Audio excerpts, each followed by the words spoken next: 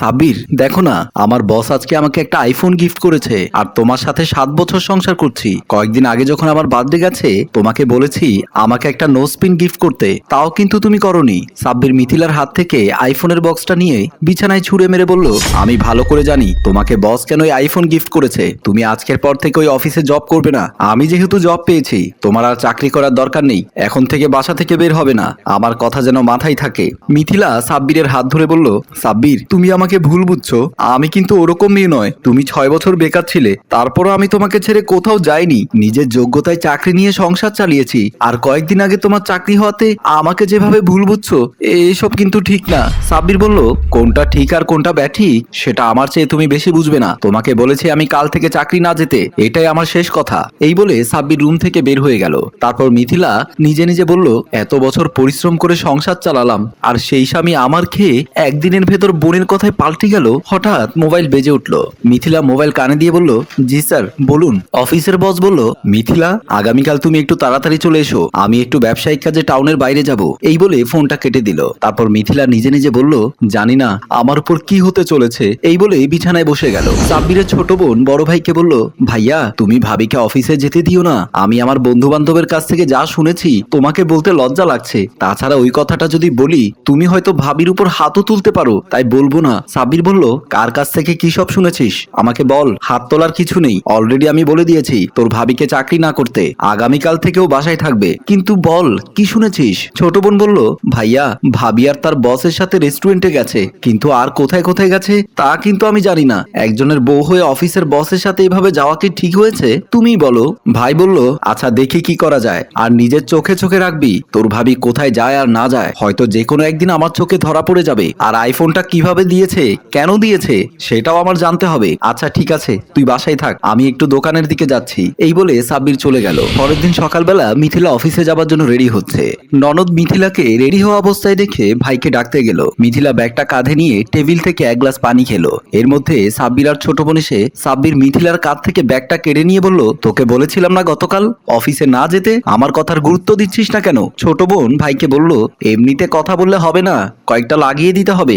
কারণ যারা পরপুরুষে আসক্ত হয়ে যায় তারা কখনো স্বামীর কথা শোনে না। মিথিলা বলল, আমি জানি না তোমার মনে আছে কিনা, এই যে ছোট ছিলে তোমার মা বাবা মারা যাওয়ার পর আমি নিজেই বড় করেছি। আজকে ঠিক সময় যদি আমার বাচ্চা হতো তাহলে তোমার সমান হতো। আরে বাচ্চার বয়সী মেয়ে তুমি, আমাকে মারার জন্য তোমার ভাইকে আদেশ দিচ্ছ। আমার চাকরির টাকা এই সংসার চলেছে, না বুঝে আমাকে নিয়ে যাতা বলছো।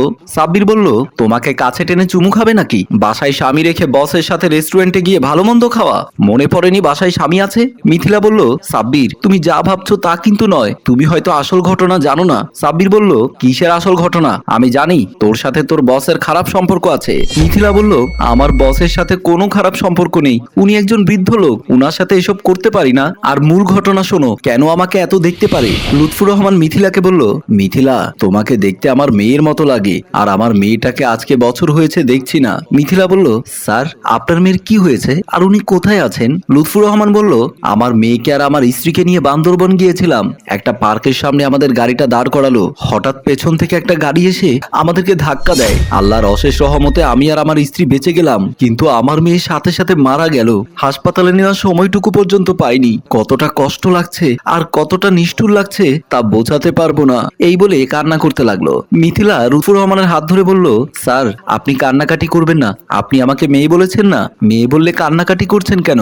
শুধু দোয়া করবেন আপনার মেয়ের জন্য, উনি যেন বেহেশতে যান। লুৎফুর রহমান বলল, তুমি জানো এখন ইচ্ছে করছে? মিথিলা বলল, জি স্যার বলুন, কি করতে ইচ্ছে করছে? লুৎফুর রহমান বলল, সবাই ছেলে মেয়েকে নিয়ে রেস্টুরেন্টে গিয়ে খাওয়া দাওয়া করে, আমার এখন ইচ্ছে করছে আমার মেয়েটাকে নিয়ে আমি রেস্টুরেন্টে গিয়ে খাওয়া দাওয়া করে অনেকগুলো ফটো সেশন করব, কিন্তু পারছি না। আমার মনে হচ্ছে আমি এক্ষুনি পাগল হয়ে যাব। হঠাৎ আমার মেয়ের কথা বেশি মনে পড়ছে আমার। মিথিলাও চোখের জল মুছে বলল, স্যার, আমি জানি আপনি এখন খুব ইমোশনাল হয়ে গেছেন, আপাতত বাসায় চলে যান, ম্যাডামের সাথে সময় কাটালে সব ভুলে যাবেন। লুৎফুর রহমান বলল, আমি তোমাকে একটা কথা বলতে চাচ্ছি মা, তুমি যদি রাখো হয়তো আমার আরো বেশি ভালো লাগবে। মিথিলা বলল, জি স্যার বলুন, অবশ্যই রাখবো, না রাখার কি আছে, আপনি তো আমাকে মেয়ে বলেই ডেকেছেন। লুৎফুর রহমান বলল, অফিস করার এখন দরকার নেই, তুমি আমার সাথে এখন রেস্টুরেন্টে চলো, আজকে বাবা মেয়ে মিলে নাস্তা করব আর অনেকগুলো ফটো তুলবো, এগুলো আমি আমার বাসায় সাজিয়ে রাখবো। মিথিলা স্যারকে সন্তুষ্ট করার জন্য বলল, ঠিক আছে স্যার চলেন। লুৎফুর রহমান বলল, আমাকে স্যার স্যার বলবে না, চাইলে বাবা বলে ডাকতে পারো। এই বলে দুজন রেস্টুরেন্টের উদ্দেশ্যে গেল। বেশ কিছুদিন পর মিথিলা অফিস থেকে বের হয়ে বাসায় যাবে। লুৎফুর রহমান বলল, দাঁড়াও, তোমার জন্য একটা গিফট আছে। মিথিলা হেসে বলল, কিসের গিফট? লুৎফুর রহমান মোবাইলটা মিথিলার হাতে দিয়ে বলল, আমি এই মোবাইলটা তোমার জন্য কিনে নিয়ে এসেছি। আজকে আমার মেয়ে বেঁচে থাকলে অনেক দামি দামি মোবাইল ব্যবহার করত, আর এই মোবাইলটা আমি গতকাল 1,85,000 টাকা দিয়ে কিনেছি তোমাকে দেওয়ার জন্য। মিথিলা খুশি হয়ে বলল, এত দামি মোবাইল কেন আমাকে গিফট করছেন? আমি তো এতটুকু যোগ্যতা রাখি না। লুৎফুর রহমান বলল, একদম কোনো কথা বলবে না, চুপচাপ বাসায় গিয়ে মোবাইলটা ওপেন করে ব্যবহার করবে, আর মাঝে মধ্যে তোমার স্বামীকে আমার এখানে নিয়ে আসবে। তোমার জন্য তো আমার বাসা অফিস সমস্ত কিছু উন্মুক্ত, আর দেখি তোমাকে আর তোমার স্বামীকে একটা ব্যবসা ধরিয়ে দিতে পারি কিনা। মিথিলা বলল, আমি আপনার কাছে চিরঋণী হয়ে থাকবো। আসলে সৎ মানুষের জায়গা সব জায়গায় আছে। আমি আপনাকে নিজের চোখে না দেখলে কখনো বিশ্বাস করতে পারতাম না। লুৎফুর রহমান বলল, ঠিক আছে, চলে যাও। ভালো মন্দ কিছু লাগলে আমাকে জানিও বাবা হিসেবে। মিথিলাও বাবার মতো সালাম করে চলে গেল। সাব্বিরও তার ছোট বোন দুহাত জোর করে ক্ষমা চেয়ে বলল, প্লিজ আমাকে ক্ষমা করে দাও, আমার ভুল হয়ে গেছে।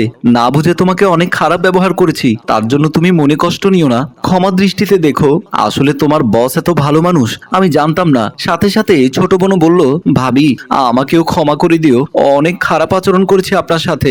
আসলে আপনার বসের মতো মানুষই হয় না। মিথিলা হেসে বলল, আরে আমি কোনো মন খারাপ করিনি তোমাদের কথায়, আর এত কিছু যদি মাইন্ডে নিতাম তাহলে তোমার সাথে সংসার করতে পারতাম না। মানুষের কথায় কান কম দেবে, তাহলে কোনো ভুল বোঝাবুঝি হবে না। সাব্বির বলল, সমস্যা নেই, তুমি এখন অফিসে যেতে পারবে, আমার আর কোনো আপত্তি নেই।